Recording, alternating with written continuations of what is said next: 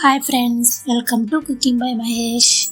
ఈరోజు మనం పల్లెటూరు స్టైల్లో చింతకాయ ఊరిమిండి ఎలా చేయాలో చూద్దాం. ఈ చింతకాయ ఊరిమిండి జ్వరం వచ్చినప్పుడు, నోరు చేదుగా ఉన్నప్పుడు ఇది నోటికి చాలా రుచిగా ఉంటుంది. అలాగే ఇది రాగి సంగటికి, వేడి వేడి అన్నంలోకి సూపర్గా ఉంటుంది. ముందుగా కావలసిన పదార్థాలు: 50 గ్రాముల చింతపండు 10 నిమిషాల ముందే నానబెట్టుకోవాలి.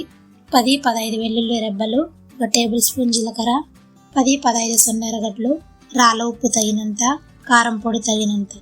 ఇప్పుడు రోట్లోకి 1 టేబుల్ స్పూన్ జీలకర్ర వేసి ఇలా దంచుకోవాలి. అలాగే రుచికి తగినంత రాళ్ళ ఉప్పు వేసి నున్నగా నూరుకోవాలి.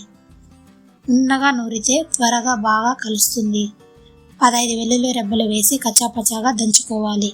పూర్తిగా పేస్ట్ అయ్యేలా కాకుండా చిన్న చిన్న ముక్కలుగా మెదిగేలా ఉంచితేనే అసలైన ఊరిమిండి టేస్ట్ వస్తుంది. నేను ఇక్కడ 50 గ్రాముల చింతపండు, ఈన్లు, చింతగింజలు నీట్గా తీసుకొని నానబెట్టుకున్నాను.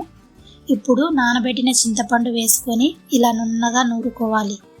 చింతపండు బాగా మెత్తగా అయ్యేంత వరకు నూరితేనే బాగా కలిసి మంచిగా పులుపు వస్తుంది. ఇప్పుడు 2 టేబుల్ స్పూన్ కారం పొడి వేసి ఇలా నున్నగా నూరుకోవాలి. స్పైసీగా ఉండాలనుకుంటే ఇంకో చిటికెడు కారం పొడి వేసుకోండి. మామూలుగా మా అమ్మమ్మ ఇంట్లో నూరిన ఊరిమిండి తలుచుకుంటే ఇప్పటికీ నోరు ఊరుతుందండి.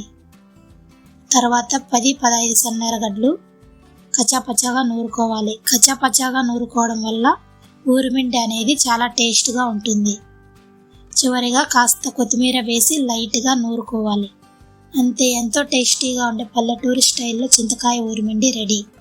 ఇది వేడి వేడి అన్నం, రాగి సంగటికి, టమోటా రైస్లోకి చాలా బాగుంటుంది. మీరు కూడా ఈ పల్లెటూరు స్టైల్లో చింతకాయ ఊరిమిండి ట్రై చేసి ఎలా ఉందో కమెంట్ చేయండి. అలాగే లైక్, షేర్ అండ్ సబ్స్క్రైబ్ మర్చిపోవద్దు.